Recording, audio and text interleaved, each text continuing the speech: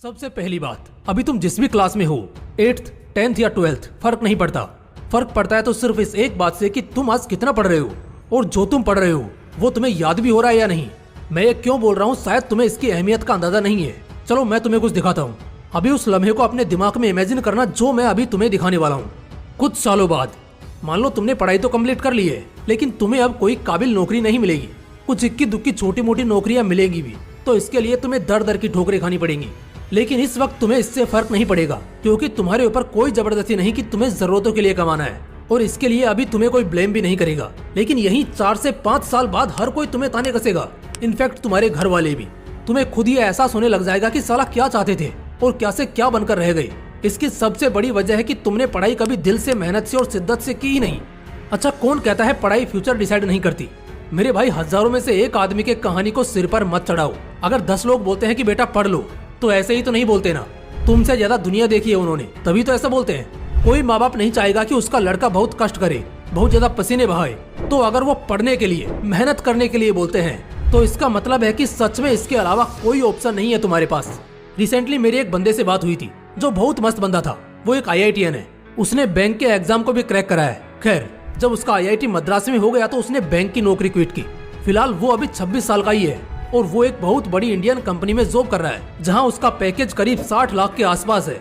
उसने कई और भी स्किल्स में मास्टरी कर रखी है, जैसे machine learning, product managing, data science. और आज वो बंदा अपनी जॉब से इतना कमा रहा है जितना बहुत से लोग धंधे से कमाने की ख्वाहिश करते हैं। मैंने उस बंदे से पूछा कि भाई तुमने क्रैक कैसे किया, मतलब तुम कैसे पढ़ते थे, कितना घंटा पढ़ते थे और तुम्हारा क्या शेड्यूल था उस दौरान। अब ध्यान से सुनना, क्योंकि इसी सवाल में बहुत सारे स्टूडेंट्स का जवाब छिपा है, जो 50 बार 50 लोगों से सेम यही सवाल पूछते हैं कि भाई हमें पढ़ना कितना होगा। तो जब मैंने उस भाई को पूछा तो उन्होंने बताया कि भाई एवरेज में दिन भर में 10 से 12 घंटे तो पढ़ता ही था। और उस दौरान, उस समय मैं कुछ और नहीं सोचता था। इनफैक्ट उन 2 साल में तो मुझको मेरे पड़ोसी तक नहीं जानते थे। मैं एक सादा सा फोन यूज करता था और एक कमरे में पूरा दिन पढ़ता रहता था। उन 2 सालों तक मैं अपने किसी दोस्त या रिश्तेदार से खास नहीं मिला। मैंने अपना बहुत ज्यादा समय पढ़ाई को दिया था। दोस्तों, इस जवाब को सुनने के बाद आप सभी को भी आपके अपने जवाब मिल गए होंगे कि भाई साहब, अगर सच में कुछ बड़ा फोड़ना है ना, तो ताबड़तोड़ पढ़ाई की लड़ाई तो लड़नी होगी बॉस। आपकी 3 कमजोरियां हैं जिससे आपके लिए पढ़ना पहाड़ चढ़ने जैसा बन गया है। एक बार अगर इन 3 कमजोरियों को समझकर खत्म कर देते हो तो घंटों तक बिना थके और बोर हुए पढ़ पाओगे। वो 3 कमजोरियां हैं माइंडसेट, विजन और कंफर्ट।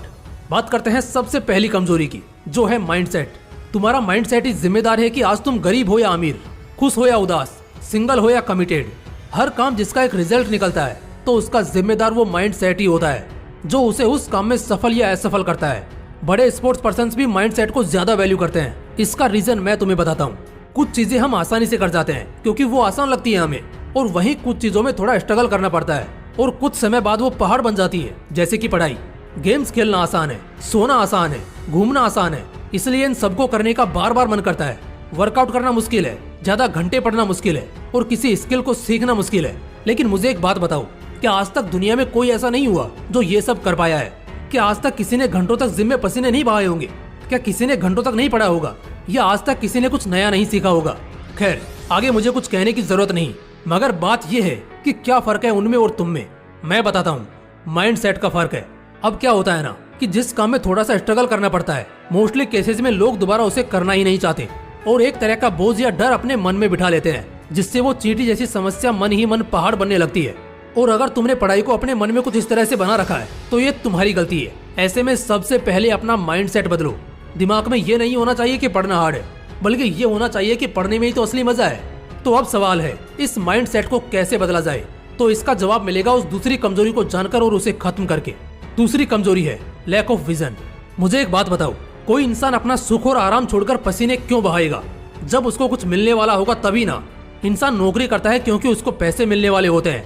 एक मजदूर अगर मजदूरी करता है तो सिर्फ इसलिए क्योंकि 12 घंटे की कड़ी धूप के बाद शाम को उसके उस दिन की दिहाड़ी मिलेगी। ठीक उसी तरह एक स्टूडेंट भी तभी जी तोड़ मेहनत करेगा ना, जब उसको कुछ हासिल होने वाला होगा, कुछ ऐसा जिसके बाद वो खुशी से पागल हो जाए। हर वक्त माँ बाप बच्चों को बोलते रहते हैं, तू पढ़ता क्यों नहीं है, पढ़ाई करने बैठ, खूब पढ़ाई कर, 4 घंटे रोज पढ़, 7 घंटे रोज पढ़। लेकिन भाई पढ़ना क्यों है? जब दिमाग में एक विजन होगा ना, तो पढ़ाई करनी नहीं पड़ेगी, बल्कि वो खुद ब खुद होगी। 80% से भी ज्यादा स्टूडेंट्स आज बिना किसी विजन के पढ़ते हैं, सिर्फ इसलिए क्योंकि उन्हें पढ़ने को बोला जाता है। और ये बात मैं नहीं, खुद एजुकेशनल सर्वे बताती है। तो अगर तुमको पता ही नहीं होगा कि पढ़कर तुम्हें क्या हासिल होगा तो मेहनत कहाँ से होगी। इसलिए ताबड़तोड़ मेहनत करने से पहले एक विजन सेट कर लो दिमाग में। वो कुछ भी हो सकता है, IAS, IPS, CA, bank, income tax department. किसी भी कंपटीशन को क्रैक करना, वो भी दिल से, कोई जबरदस्ती से नहीं। वही करना जिसमें ऐसा लगे कि साला दिल से करने का मन है। वो एक विजन चुनो, उसके बाद देखते हैं पढ़ाई कैसे नहीं होगी। अगर 4 सादा रोटी बिना किसी सब्जी, अचार या दही के परोस कर रख दो ना, सिर्फ सादा, वो 4-5 रोटी आपको खानी है ऐसे ही, तो तुम्हें उन रोटियों को खत्म करने में 1 घंटा लग जाएगा, क्योंकि तुम मन मारकर धीरे धीरे अंदर से घुटते हुए खाते रहोगे। लेकिन वहीं अगर साथ में तुम्हारे पसंद की सब्जी, दही या छोले मिल जाएं, तो वो 4 रोटी कब खत्म हो जाएगी शायद तुम्हें खुद भी पता नहीं चलेगा। और हो सकता है 2-4 तुम ज्यादा ही ले लो। कहने का क्या मतलब है, समझ चुके होंगे। अगर एक विजन होगा तो दिमाग उस चीज को पाने का लालची होगा, और फिर चाहे पहाड़ जैसा संघर्ष ही क्यों ना हो, आपके लिए उसे करना कोई बड़ी बात नहीं है। एक आखिरी कमजोरी है कंफर्ट। लिख कर देता हूँ, इन 3 कमजोरियों को मिटा लो तो मेरे भाई तुम्हारी किस्मत ऐसे ही लाजवाब हो जाएगी। बात करते हैं इस तीसरे पॉइंट की। तो देखो, असल में हुआ कुछ तुम्हारे साथ ऐसा है कि पिछले कुछ टाइम के अंदर तुमने अपने बॉडी को, अपने माइंड को इतनी ज्यादा कंफर्ट की आदत लगा दी है ना कि भाई साहब अब चाहकर भी तुमसे मेहनत नहीं होती। तो यहाँ से करना एकदम सिंपल है। धीरे धीरे यहाँ से अपने डेली लाइफ के जो भी अननेसेसरी कंफर्ट्स हैं उन्हें घटाते जाओ। जो बेसिक है जैसे बेड, अच्छा खाना, सोफा, फर्नीचर, ये तो ठीक है, मगर वो जैसे स्मार्टफोन का कंफर्ट एक्सेस, दोस्तों के साथ पार्टी करना, दिन रात बेवजह बिस्तर पर पड़े रहना या फालतू बैठे रहना, इस तरह के कई कंफर्ट्स ऐसे हैं जो तुम्हारे मेहनत में दीमक बनने का काम कर रहे हैं। इन कंफर्ट्स को हटा दो।